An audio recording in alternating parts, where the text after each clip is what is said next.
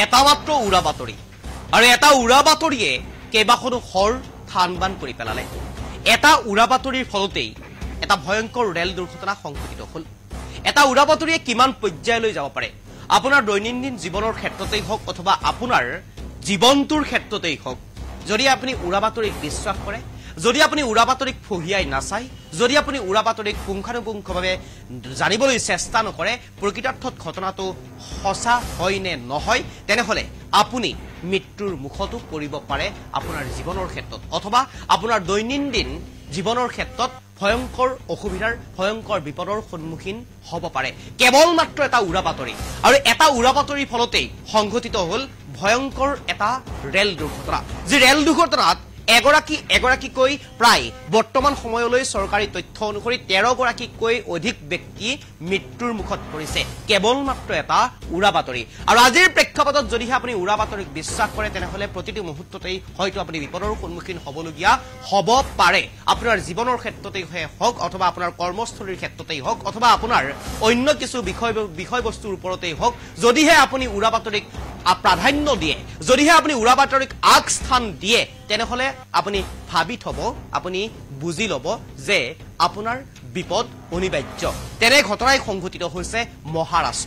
মহাৰাষ্ট্ৰৰ জলগাঁও পাৰন্দা ৰেল ষ্টেচনত সংঘটিত হ'ল এটা ভয়ংকৰ ৰেল দুৰ্ঘটনা যে কেৱল মাত্ৰ এটা উৰা বাতৰিৰ বাবেই থানবান হৈ গ'ল এখনকৈ প্ৰায় কেইবাখনো ঘৰ কাৰোবাৰ পিতৃ কাৰোবাৰ মাতৃ কাৰোবাৰ ভাতৃ কাৰোবাৰ ভগ্নী কাৰোবাৰ পত্নী কাৰোবাৰ পুত্ৰ অথবা কাৰোবাৰ পুত্ৰী সেই ৰেল দুৰ্ঘটনাত থিতাতেই নিহত হৈ গ'ল আৰু এই ৰেল দুৰ্ঘটনাৰ পিছতেই আপুনিও শিক্ষা লোৱাটো উচিত মই যদিহে আপোনাক এই মুখেৰে এই কথাখিনি কৈ থকাতকৈ এই উৰা বাতৰিটো কেনেদৰে সংঘটিত হৈছিল এই উৰা বাতৰিটো সাধাৰণ সেই যিসকল যাত্ৰী আছিল ৰেল যাত্ৰীয়ে উৰা বাতৰিটোৰ পিছত কি কৰ্মকাণ্ড কৰিলে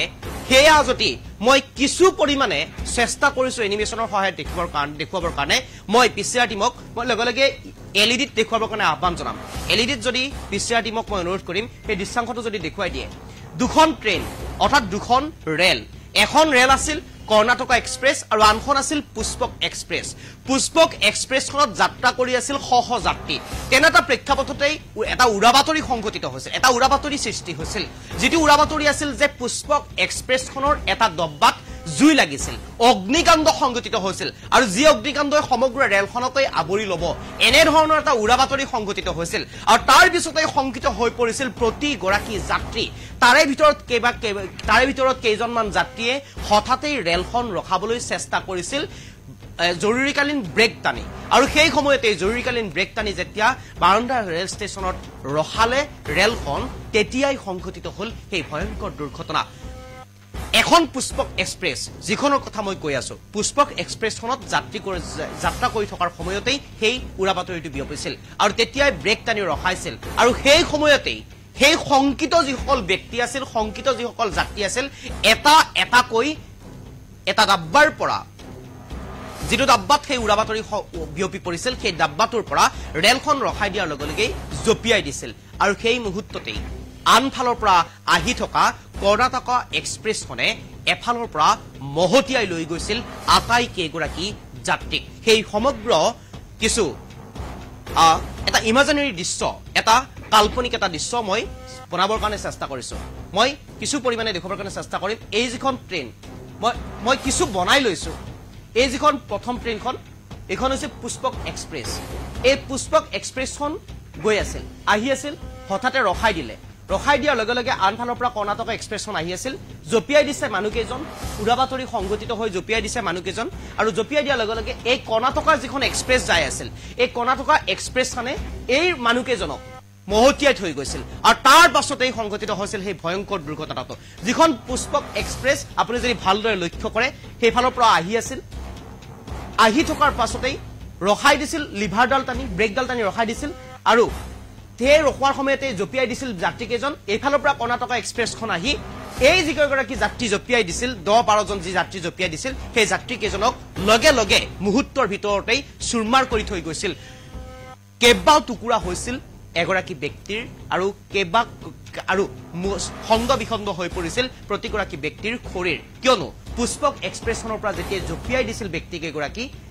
যাই থকা অৱস্থাত ৰখাই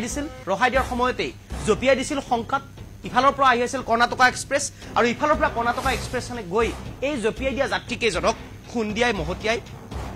দুৰ্ঘটনা সংঘটিত কৰি থৈ গৈছিল এটা ভয়ংকৰ এটা উৰা বাতৰি আৰু এই উৰা বাতৰিৰ ফলতেই কেনেধৰণৰ ঘটনা সংঘটিত হ'ব পাৰে এই উৰা বাতৰিৰ ফলতেই কি পৰিস্থিতিলৈ গতি কৰিব পাৰে এটা উৰা বাতৰিয়ে এখন ঘৰ ধ্বংস কৰি দিব পাৰে এটা উৰা বাতৰিয়ে এটা পৰিয়াল ধ্বংস কৰি দিব পাৰে এটা উৰা বাতৰিয়ে এগৰাকী ব্যক্তিক নিশেষ কৰি দিব পাৰে গতিকে উৰা বাতৰি আপুনি কিমান পৰ্যায়লৈ গৈছে আপুনি ভাবক মই পুনৰবাৰ দেখুৱাইছো এই যিখন পুষ্পক এক্সপ্ৰেছ আহি আছিল উৰা বাতৰি গম পাইছিল সংকিত হৈছিল ৰখাই দিছিল জপিয়াই দিছিল কৰ্ণাটকা এক্সপ্ৰেছে চেপি থৈ গৈছিল কৰ্ণাটকা এক্সপ্ৰেছে মহতিয়াই থৈ গৈছিল এইখন কৰ্ণাটকা এক্সপ্ৰেছ সেইখন পুষ্পক এক্সপ্ৰেছখনৰ পৰা শংকাত ৰখাই লৈ ষ্টেচনত জপিয়াই দিছিল যাত্ৰীকেইজন আৰু কৰ্ণাটকা এক্সপ্ৰেছে মহতিয়াই থৈ গৈছিল এটা কাল্পনিক দৃশ্য মই বনাই লৈছো আৰু আপোনালোকক কিছু বুজাবৰ কাৰণে চেষ্টা কৰিছো আৰু এয়াই হৈছে উৰা বাতৰি আৰু উৰা বাতৰিটোৰ ফলতেই এই ভয়ংকৰ ৰেল দুৰ্ঘটনা সংঘটিত হ'ল আৰু লগে লগে মৃত্যুৰ মুখত পৰিল এটাকৈ বৰ্তমান সময়লৈ 13 গৰাকীকৈ যাত্ৰী এটা উৰা বাতৰি এই ঘটনা সংঘটিত হৈছে এতিয়া মহাৰাষ্ট্ৰত আৰু মই দেখুৱাইছো এই দৃশ্যাংশ মই পুনৰ দেখুৱাবৰ কাৰণে চেষ্টা কৰিছো এয়া হৈছে পুষ্পক এক্সপ্ৰেছখন আহি আছিল ৰখাই দিছিল যাত্ৰী জপিয়াই পৰিছে লগে লগে কৰ্ণাটক এক্সপ্ৰেছে চেপি থৈ গৈছে মহতিয়াই লৈ গৈছে আৰু তাৰ পিছতে এনেধৰণৰ ঘটনা এই দুখদায়ক ঘটনাটো সংঘটিত হৈছিল মই এইটোই ক'ব বিচাৰিছো যে এটা উৰা বাতৰিয়ে কিমান পৰ্যায়লৈ এগৰাকী ব্যক্তিক লৈ যাব পাৰে এটা উৰা বাতৰিয়ে কেনেধৰণে এখন ঘৰ ধ্বংস কৰি দিব পাৰে এটা উৰা বাতৰিয়ে কেনেধৰণে এটা পৰিয়াল নিশেষ কৰি দিব পাৰে আপোনালোকে দৃশ্যটো দেখিছে মই পুনৰ দেখুৱাইছো পুষ্পক এক্সপ্ৰেছখন সেইফালৰ পৰা আহি আছিল আহি থকা এইখন পুষ্পক এক্সপ্ৰেছ উৰা বাতৰি বিয়পিছিল লগে লগে ৰখাই দিছিল লিভাৰ টানি জপিয়াই দিছিল মানুহ এইফালৰ পৰা আহি থকা কৰ্ণাটকা এক্সপ্ৰেছে মহতিয়াই থৈ গৈছিল কিন্তু কৰ্ণাটকা এক্সপ্ৰেছখন আহি থকা বুলি গম পোৱা নাছিল পুষ্পক এক্সপ্ৰেছখনত থকা যাত্ৰীসকলে উৰা বাতৰি বিয়পিছিল আৰু উৰা বাতৰি বিয়পাৰ বাবে ৰখাই দিছিল লগে লগে জপিয়াই দিছিল দৰাজাৰে খিৰিকীৰে আৰু তাৰ পিছতেই এই কৰ্ণাটকা এক্সপ্ৰেছখনে এইফালৰ পৰা আহি মহতিয়াই থৈ গৈছিল গোটেই ঘটনাটো এনেধৰণৰ আছিল গোটেই ঘটনাটো এটা কাল্পনিক দৃশ্য আৰু কাল্পনিক দৃশ্যটো মই নিজে আমি আপোনালোকক দেখুৱাবৰ কাৰণে চেষ্টা কৰিছো কেৱল মাত্ৰ আপোনালোকে বুজাৰ সহজ হোৱাকৈ আমি দেখুৱাবৰ কাৰণেহে চেষ্টা কৰিছো পুষ্পক এক্সপ্ৰেছ কৰ্ণাটকা এক্সপ্ৰেছ জপিয়াই পৰিছিল পুষ্পক এক্সপ্ৰেছৰ পৰা ষ্টেচনত ৰখাই দিছিল জৰুৰীকালীন ব্ৰেক টানি আৰু তাৰ পিছত কৰ্ণাটকা এক্সপ্ৰেছে এফালৰ পৰা আটাইকেইগৰাকীকেই মহতিয়াই থৈ গৈছিল আৰু এনেধৰণৰ ঘটনাটো সংঘটিত হৈছিল আৰু তাৰ পিছতেই এগৰাকীকৈ প্ৰায় বৰ্তমান সময়লৈ 12 গৰাকীকৈ ব্যক্তি ইতিমধ্যে মৃত্যুৰ মুখত পৰিছে গতিকে আপুনি ভাবক এবাৰ আপুনি চিন্তা কৰক এটা উৰা বাতৰিয়ে কিমান পৰ্যায়লৈ গতি কৰিব পাৰে এটা উৰা বাতৰিয়ে কেনেধৰণে এখন ঘৰ এটা পৰিয়াল এগৰাকী ব্যক্তিক ধ্বংস কৰি দিব পাৰে বৰ্তমান সময়ত যদি আপুনি উৰা বাতৰিক প্ৰাধান্য দিয়ে বৰ্তমান সময়ত যদি আপুনি উৰা বাতৰিক আগস্থান দিয়ে বৰ্তমান সময়ত যদি আপুনি উৰা বাতৰিক প্ৰকৃত সত্য বুলি আপুনি গণ্য কৰে তেনেহলে আপুনি ভাবিব আপুনি বুজি ল'ব যে আপোনাৰ বিপদ সমাগত আপোনাৰ বিপদ অনিবাৰ্য আৰু তেনে ঘটনাই সংঘটিত হৈছে ইয়া মহাৰাষ্ট্ৰত সকলোৱে হয়তো গম পাইছে এই খবৰ সকলোৱে হয়তো গম পাইছে এই দৃশ্যাংশ সকলোৱে হয়তো দেখিছে এবাৰ ভাবক মই দৃশ্যাংশটো দেখুৱাই আছো আপোনালোকে এবাৰ বুজিবৰ কাৰণে চেষ্টা কৰক কেনেধৰণে ঘটনাটো সংঘটিত হৈছিলে কেনেধৰণে এই ভয়ংকৰ দুৰ্ঘটনাত পতিত হৈছিলে 12-13 গৰাকীকৈ ব্যক্তি পুষ্পক এক্সপ্ৰেছ আৰু কৰ্ণাটকা এক্সপ্ৰেছ এখন ৰেলৰো কিন্তু ভুল নাছিলে এখন গাড়ীৰো কিন্তু ভুল নাছিল পুষ্পক এক্সপ্ৰেছখন আহি আছিল সেই সময়তে সংকিত হৈছিল যাত্ৰীসকল সেই সময়তে সংকিত হৈছিল যিসকল যাত্ৰীৰ গম পাইছিল যে জুই লাগিছিল বুলি বা যিসকল যাত্ৰীয়ে ভাবিছিল যে জুই লাগিছিল দব্বাত গোটেই ৰেলখনে গোটেই গাড়ীখনে আৱৰি ধৰিব জুয়ে তেনে সময়তে জৰুৰীকালীন ব্ৰেক টিপিছিল আৰু সেই সময়তেই ষ্টেচন পাইছিলগৈ আৰু ষ্টেচনত ৰখি দিছিল আৰু ষ্টেচনত ৰখি দিয়াৰ সময়তেই এই পুষ্পক এক্সপ্ৰেছখনৰ পৰা এনেকৈ আহি থকাৰ সময়ত ৰখাইছিল ৰখি দিয়াৰ লগে লগে জপিয়াই দিছিল সেই ট্ৰেইনখনৰ পৰা বাচিবলৈ কিন্তু আন এখন ট্ৰেইনে আহি মহতিয়াই থৈ গ'ল আটাইকেইগৰাকীকৈ এয়া উৰা বাতৰিৰ প্ৰভাৱ এয়া উৰা বাতৰিৰ শেষ পৰিণতি গতিকে আপুনি ভাবক চিন্তা কৰক বুজক উৰা বাতৰিৰ পৰা আপুনিও পৰাপক্ষত আঁতৰি থাকক খবৰৰ সত্যতা আপুনিও প্ৰথমতে বিশ্লেষণ কৰি লওক।